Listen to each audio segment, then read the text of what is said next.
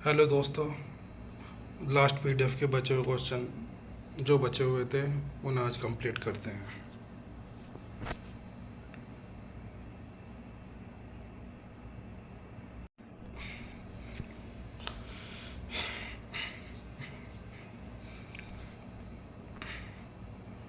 वायुमंडलीय दाब होता है पानी का 12.5 मीटर, पानी का 9.64 मीटर, पानी का 10.34 मीटर, पानी का 7.6 मीटर सेंटीमीटर। पानी का जो होता है 7.6 सेंटीमीटर होता है।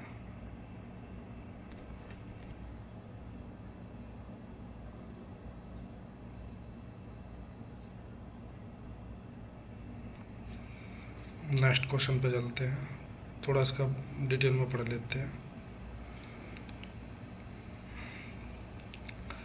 जो इस मरकरी की जो है हाइट में मापा जाता है सामान्यतः 76 सेंटीमीटर 760 mm होता है, लेकिन जब हम इसे पानी के स्तंभ के रूप में मापते हैं तो गणना इस प्रकार होती है। घनत्व का अंतर, पारे का घनत्व पानी की तुलना में लगभग 13.6 गुना अधिक होता है।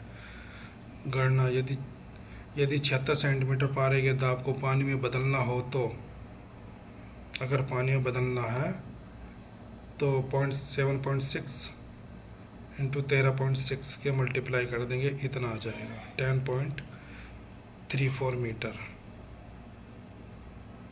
नोट, 76 सेंटीमीटर दिया गया है जो कि पारे मरकरी के लिए सही होता है, न कि पानी के लिए।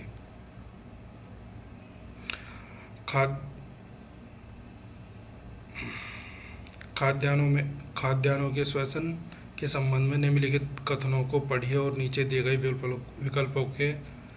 विकल्पों से सही उत्तर चुनिए। कथन क्या है? तुलनात्मक रूप से पुराने अनाजों के लिए श्वसन दर ताजे अनाजों की तुलना में अधिक होती है, पुराने में अधिक होती है। यह बात बिल्कुल सही है, पुराने में ज़्यादा होती है। तुलनात्मक रूप से कीड़ों, कवकों और फफूंद से क्षतिग्रस्त अनाजों की श्वसन दर ताजे अनाजों की तुलना में अधिक होती है, ताजे की कंपैरिजन में अधिक होती है। ये बात बिल्कुल सही है। पुराने या क्षतिग्रस्त अनाजों की तुलना में ताजे अनाजों की श्वसन दर हमेशा अधिक होती है, ये गलत है।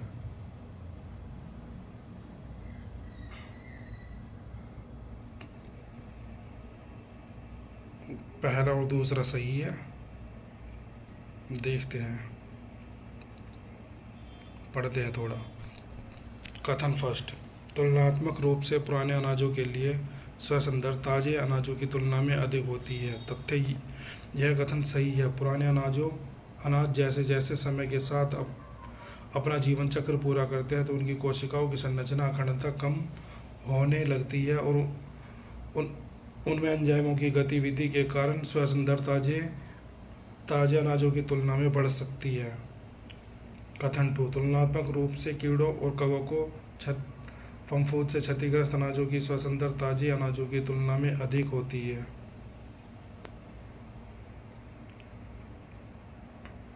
यह कथन भी सही है। जब अनाज कीटों कवकों द्वारा संक्रमित होते हैं तो न केवल अनाज के ऊतक तेजी से टूटते हैं बल्कि उनमें मौजूद सूक्ष्म माइक्रो ऑर्गेनिज्म भी श्वसन करते हैं। इस संयुक्त प्रक्रिया के कारण श्वसन की कुल दर काफ़ी अधिक हो जाती है। ये थर्ड गलत है, यह कथन गलत है क्योंकि दूसरे का अपोजिट दे दिया है। एक ट्रैक्टर में घुमाव के लिए शक्ति को बराबर करने के लिए क्या उपयोग किया जाता है? बराबर करने के लिए क्या बराबर, कम, एक को कम एक को ज़्यादा, ये सब डिफरेंशियल के काम होते हैं।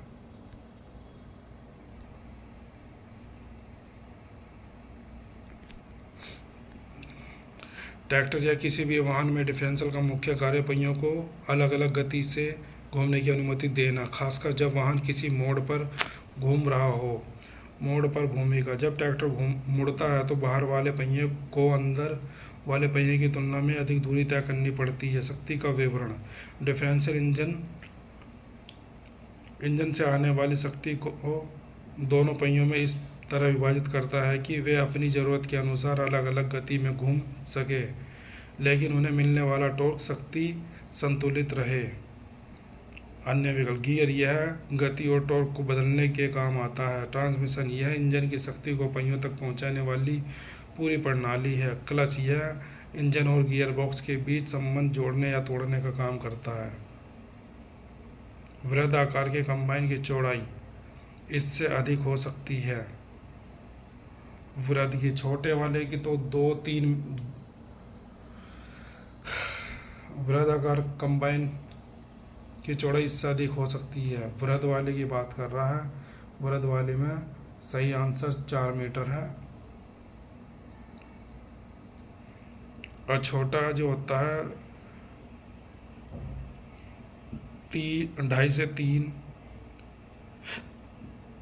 2 से 3 मीटर। चलो पढ़ते हैं थोड़ा। यह एक आधुनिक कृषि मशीन है जो फसल की कटाई, मढ़ाई और सफाई का काम एक साथ करती है। चौड़ाई, कंबाइन के सामने वाले हिस्से जिसे हेडर कहा जाता है की चौड़ाई उसकी कार्यक्षमता निर्धारित करती है। छोटे कंबाइन लगभग 2 से 3 मीटर चौड़े होते हैं, लेकिन बड़े वृहद आकार के कंबाइन की चौड़ाई 4 मीटर या उससे भी अधिक हो सकती है। भारत में सड़कों पर परिवहन की सीमाओं को देखते हुए आमतौर पर 3 से 4 मीटर की चौड़ाई वाले कंबाइन अधिक प्रचलित है, ताकि उन्हें एक खेत से दूसरे खेत तक ले जाने में आसानी हो। साइक्रोमीटर एक यंत्र है जो मापता है दाब, नहीं मापता दाब को नहीं मापता। आर्द्र बल तापमान, शुष्क बल तापमान, शुष्क बल तापमान और आर्द्र बल तापमान दोनों, ये सही है। दोनों ही मापता है साइक्रोमीटर।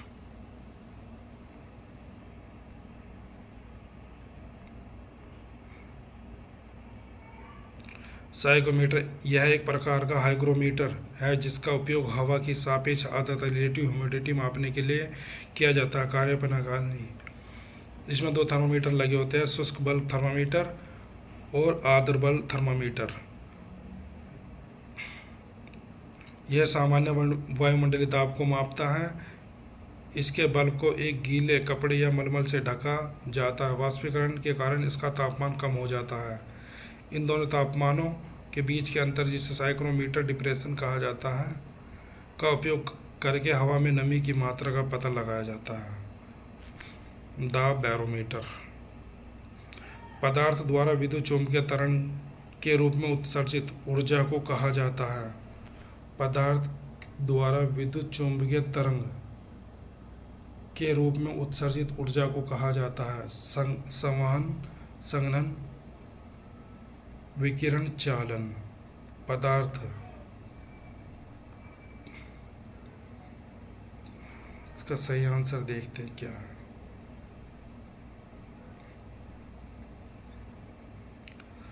यह वह प्रक्रिया है जिसमें विकिरण, यह वह प्रक्रिया है जिसमें ऊर्जा विद्युत चुम्बकीय तरंगों के रूप में उत्सर्जित होती है। इसकी बड़ी विशेषता यह है कि इसे यात्रा कराने के लिए किसी माध्यम, हवा या पानी की आवश्यकता नहीं होती। सूर्य से पृथ्वी तक पहुंचने वाली ऊर्जा को विकिरण का ही उदाहरण माना जाता है। चालन, इसमें ऊर्जा का स्थानांतरण सीधे संपर्क के माध्यम से होता है। गर्म चाय में रखी चम्मच का गर्म होना। संवहन, इसमें तरल पदार्थों, गैस या द्रव के कणों की गति के कारण ऊष्मा का स्थानांतरण होता है। संघनन, कंडेंसेशन, वह प्रक्रिया है जिसमें गैस ठंडी होकर द्रव लिक्विड में बदल जाती है। यह ऊर्जा स्थानांतरण की विधि नहीं बल्कि अवस्था परिवर्तन है।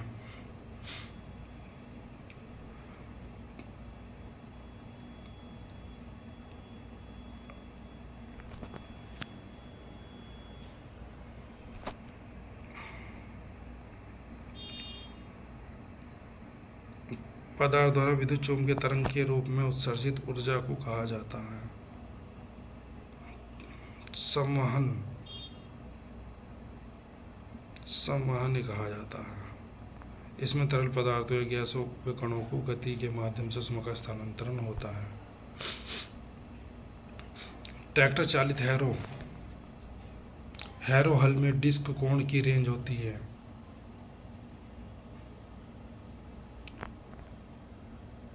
हैरो हल डिस्क प्लाव की बात कर रहा है।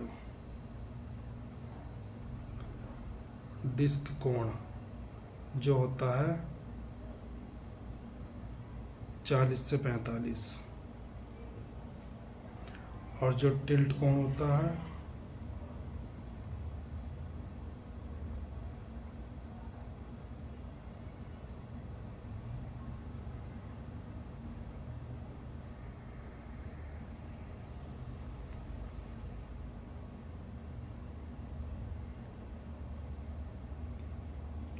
टिल्ट कोण होता है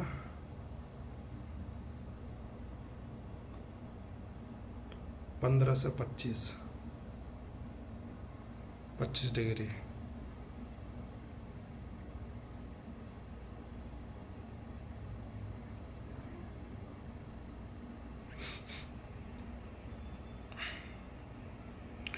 डिस्क हैरो में डिस्क कोण की रेंज के बारे में पूछा गया। डिस्क हैरो के संबंध सॉरी वो जो है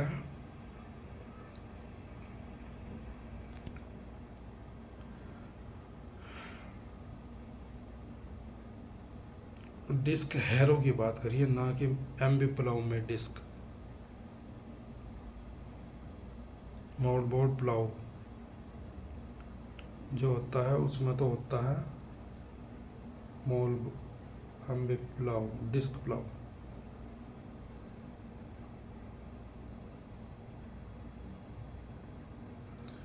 डिस्क प्लाव में जो होता है 42 से 45 और टिल्ट एंगल होता है डिस्क का 15 से 25 और डिस्क एंगल होता है 20 से 25।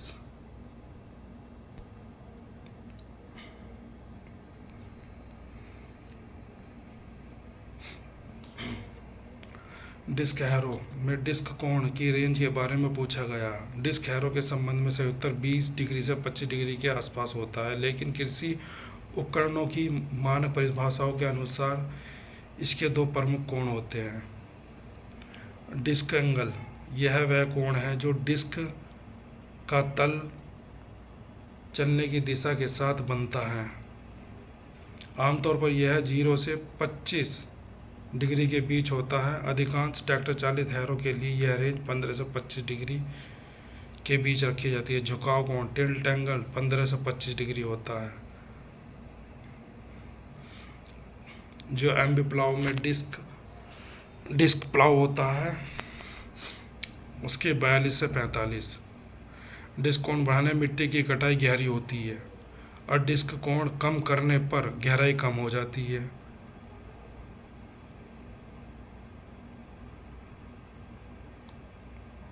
कुछ विशेष संदर्भों में डिस्क हल प्लाव के मामले में 40 से 45 तक भी हो सकता है डिस्क कोण, लेकिन हैरो के लिए 20 से 25 डिग्री के आसपास रहता है।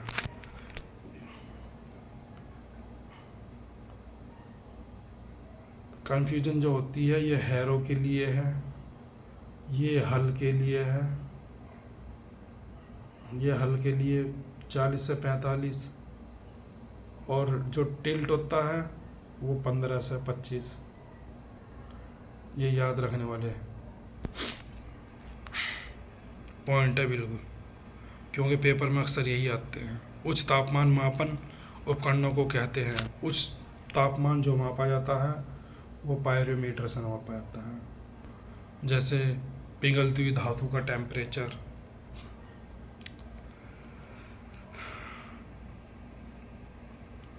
पायरोमीटर यह एक ऐसा उपकरण है जिसका उपयोग उच्च तापमान जैसे भट्टियों में पिघलती हुई धातु या तारों के तापमान को मापने के लिए किया जाता है। यह वस्तु के संपर्क में आए बिना उससे निकलने वाले विकिरण रेडिएशन को मापकर काम करता है। तापमापी थर्मोमीटर हो गया। फ्लेमोमीटर यह शब्द आमतौर पर उच्च तापमान मापने के मानक वैज्ञानिक उपकरण के रूप में उपयोग नहीं होता। सीड ड्रिल का कैलिब्रेशन का सर्वोत्तम समय है। बुआई के पश्चात कोई उसका औचित्य नहीं, कैलिब्रेशन का। बुआई के दौरान तो नहीं, इंटरकल्चर के दौरान भी नहीं, बुआई के पूर्व, ये सही है। ये इसमें करेक्ट आंसर है। चलो, बुआई के पूर्व सीड ड्रिल कैलिब्रेशन।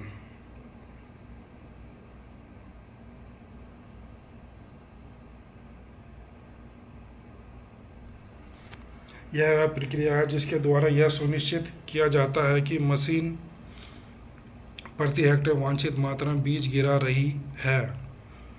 समय कैलिब्रेशन हमेशा बुआई से पहले किया जाना चाहिए ताकि खेत में जाने से पहले बीज की दर सीड रेट को सही तरीके से सेट किया जा सके। यदि बुआई के दौरान या बाद में इसे किया जाए तो बीज की मात्रा कम या ज़्यादा होने से फसल की पैदावार पर बुरा असर पड़ सकता है। महत्व, इससे बीजों की बर्बादी रुकती है और पौधों के बीच समान दूरी बनी रहती है।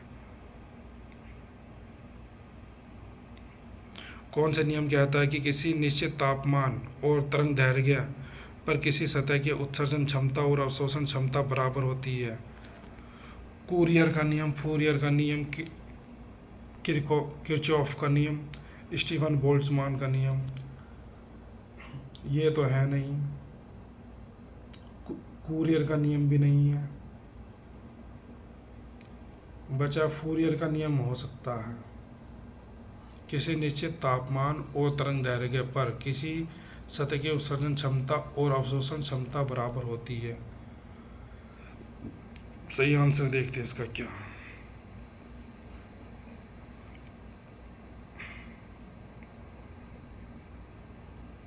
उत्सर्जन क्षमता उसकी अवशोषण क्षमता के बराबर होती है।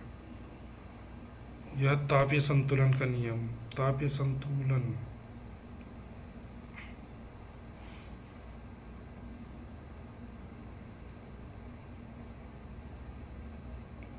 ऑफ रेडिएशन, यह नियम बताता है कि तापीय संतुलन थर्मल इक्विलिब्रियम की स्थिति में किसी भी तापमान और तरंग दैर्घ्य पर किसी वस्तु की उत्सर्जन क्षमता उसकी अवशोषण क्षमता के बराबर होती है। इसमें ऑप्शन ए बी, फूरियर भी नहीं, कुरियर भी नहीं, स्टीफन भी नहीं है। ये जो है इसका सही आंसर है किरचॉफ का नियम।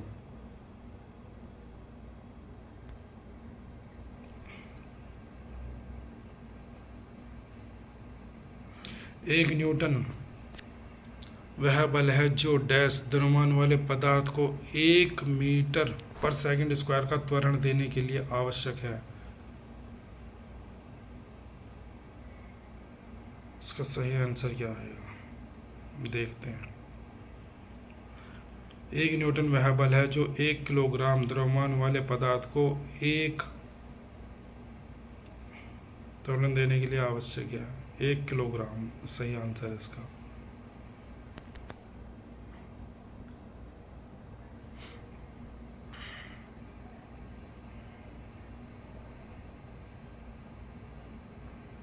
न्यूटन की गति के नियम के अनुसार F = मास इंटू एक्सेलरेशन।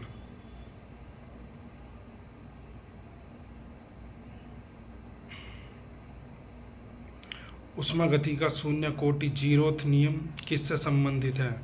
ऊष्मा को कार्य में परिवर्तन करने से, आंतरिक ऊर्जा की अवधारणा, एंट्रोपी के परम शून्य से, ऊष्मीय संतुलन से। जीरोथ का जो है ऊष्मीय संतुलन से है।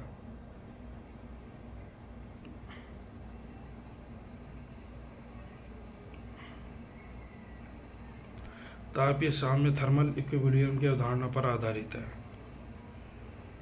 इसमें यदि दो निकाय ए और बी किसी तीसरे निकाय सी के साथ अलग अलग उसमें संतुलन में है तो वे आपस में भी उसमें संतुलन में होंगे।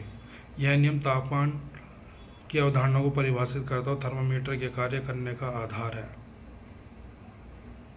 ऊष्मा को कार्य में परिवर्तन या ऊष्मागतिकी के प्रथम नियम और द्वितीय नियम से संबंधित है। निम्नलिखित में से कौन सी ऊष्मागतिक प्रणाली नहीं है? ऊष्मागतिक प्रणाली नहीं है। एकाकी, ये तो है। क्लाउड भी है, खुली भी है, ये नहीं है।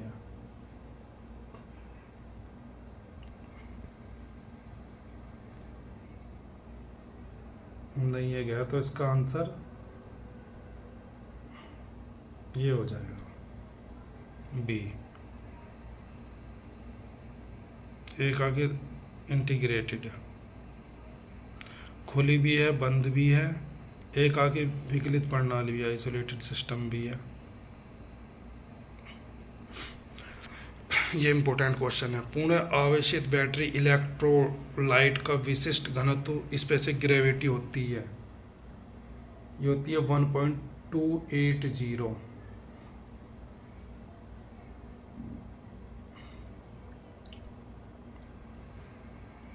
और ये जो होती है डिस्चार्ज हो जाएगा तो ये हो जाएगा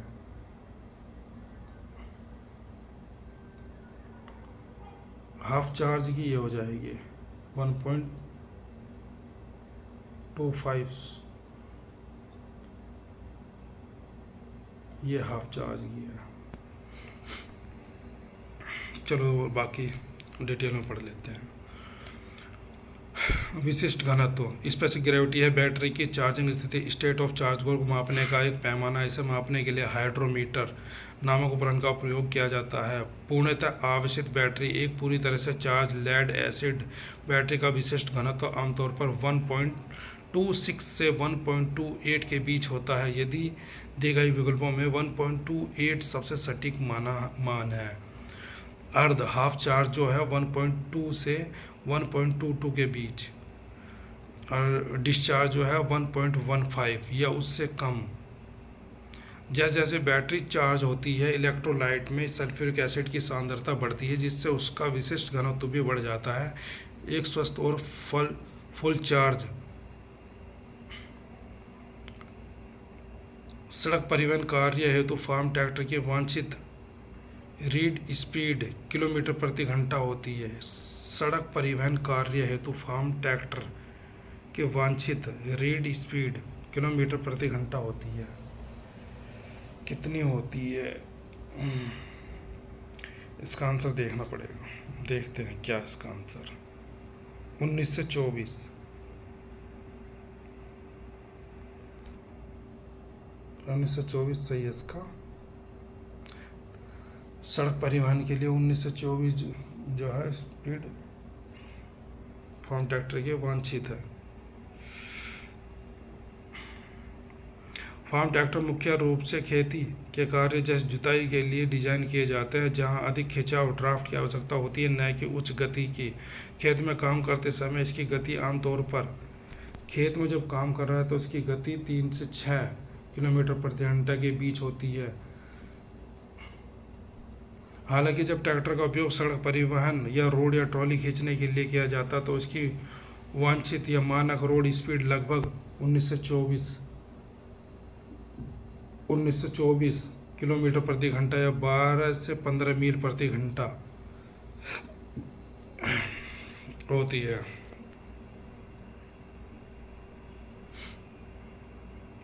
यथार्थ दाब एब्सोल्यूट प्रेशर की गणना। गेज प्लस वायुमंडलीय दाब।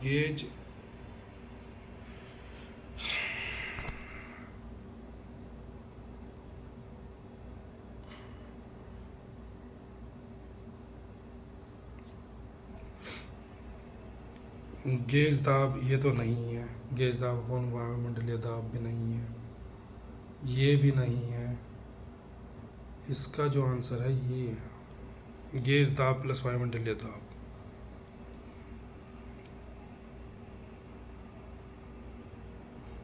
Absolute pressure, gauge pressure, atmospheric pressure.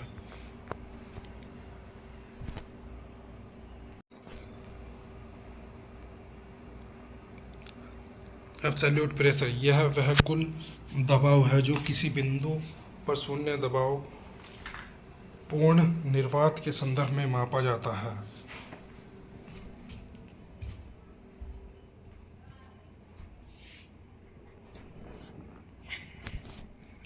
Gauge दाब यह दबाव को स्थानीय वायुमंडलीय दबाव को शून्य मानकर मापा जाता है, जो तो उसे गेज दाब कहते हैं। अधिकांश सामान्य मैनोमीटर या गेज इसी को मापते हैं। वायुमंडलीय दाब, एटमॉस्फेरिक प्रेशर, पृथ्वी के मंडलीय द्वारा सतह पर लगाया जाने वाला दबाव जो होता है एटमॉस्फेरिक प्रेशर। जब हम गेज द्वारा मापे गए दबाव गेज दाब में आसपास की हवा के दबाव या वायुमंडलीय दाब को जोड़ देते हैं, वायुमंडलीय दाब को जोड़ देते हैं, तो फिर एटमॉस्फेरिक प्रेशर, एब्सोल्यूट प्रेशर निकल जाता है। फिर ऊर्ध्वाधर इंजन में निकास वाल्व खुला रहता है लगभग। वर्टिकल इंजन में निकास वाल्व खुला रहता है लगभग।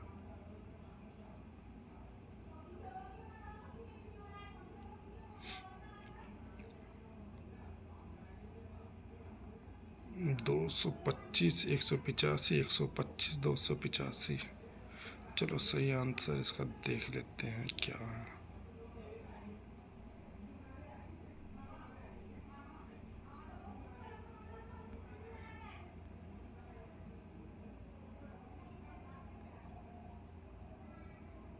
वर्टिकल या किसी मानव फोर स्ट्रोक अंतर्दहन इंजन में निकास वाले एग्जॉस्ट वाल्व की कार्यप्रणाली को समझने के लिए निम्नलिखित बिंदुओं पर ध्यान दें। सैद्धांतिक स्थिति, थ्योरेटिकल सिद्धांत के अनुसार वाल्व को 180 डिग्री केवल निकास स्ट्रोक के दौरान खुला रहना चाहिए। 180 तो ऑप्शन भी नहीं है, नहीं 180, 85 तो दिया भी है। एक्चुअल प्रैक्टिस सीधे रखा है।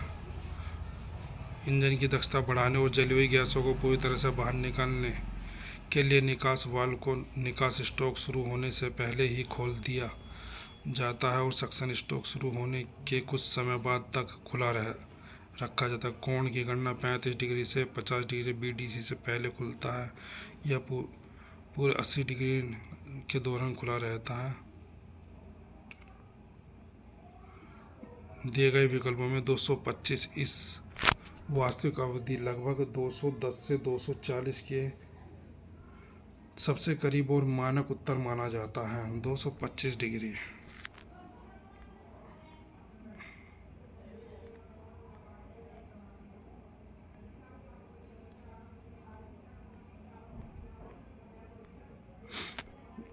इसका सही आंसर यही है, 225 डिग्री। वर्टिकल जो इंजन में निकास वाल्व खुला रहता है वो 225 डिग्री तक खुला रहता है।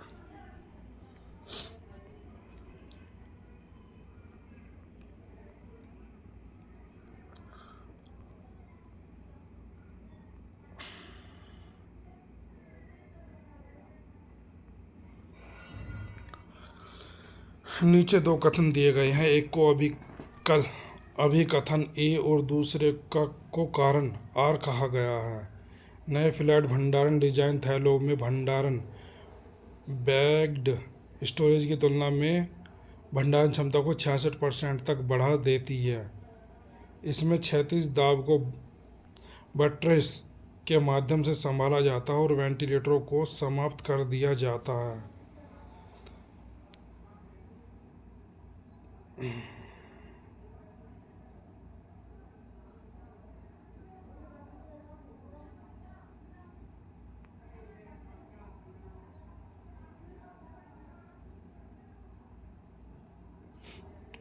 ए और आर दोनों सही है। आर ए की सही व्याख्या है।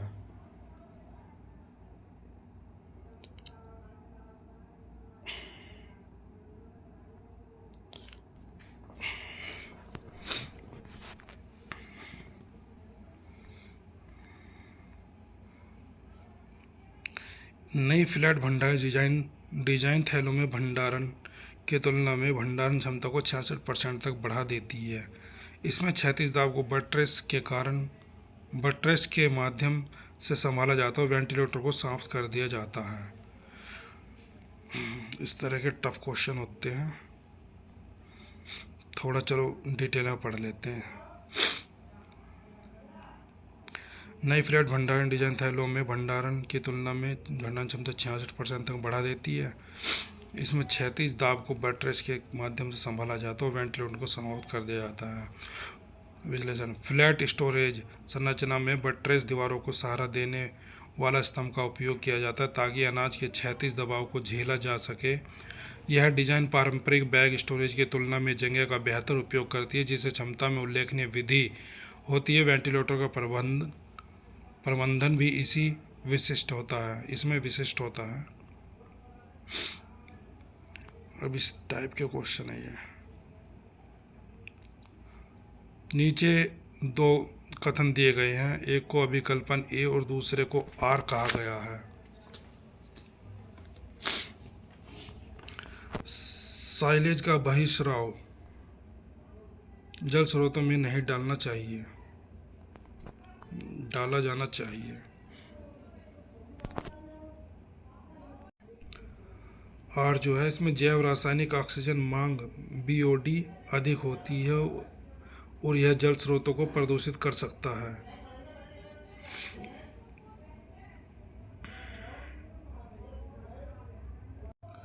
साइलेज क्या है? साइलेज पशुओं के लिए संरक्षित हरा चारा जिसमें किण्वन फर्मेंटेशन की प्रक्रिया द्वारा बनाया जाता है। इस प्रक्रिया के दौरान एक तरल पदार्थ निकलता है जिसे साइलेज का बहिर्स्राव या साइलेज इफ्लुएंट कहते हैं। प्रदूषण का कारण यह तरल पदार्थ बहुत ही गाढ़ा और अम्लीय होता है। इसमें पोषक तत्वों और शर्करा की मात्रा बहुत अधिक होती है, जिसके कारण इसकी जैव रासायनिक ऑक्सीजन मांग बायोलॉजिकल ऑक्सीजन डिमांड बहुत अधिक होती है। जल स्रोतों पर प्रभाव: जब उच्च BOD वाला यह स्राव नदियों या तालाबों में जाता है तो पानी में मौजूद सूक्ष्म जीव इसे तोड़ने के लिए पानी की सारी ऑक्सीजन सोख लेते हैं। इससे पानी में ऑक्सीजन की कमी हो जाती है, जिससे मछलियाँ और अन्य जीव मरने लगते हैं। अगर ऑक्सीजन की मात्रा 4 ppm से कम हो जाती है तो मछलियाँ मर जाती है।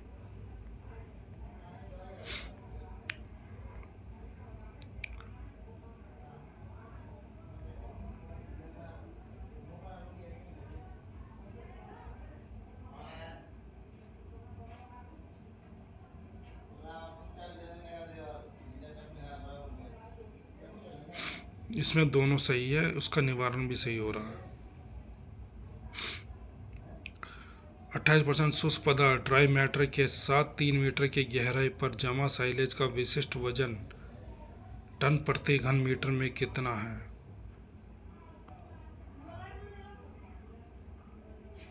28% शुष्क पदार्थ के साथ 3 मीटर की गहराई पर जमा साइलेज का विशिष्ट वजन टन प्रति घन मीटर कितना है? न्यूमेरिकल क्वेश्चन है, देखना पड़ेगा ये, क्योंकि फैक्ट इसमें जो है 3 मीटर गहराई पर जो है आमतौर पर 0.65 से 0.7 टन पर मीटर क्यूब के बीच होता है।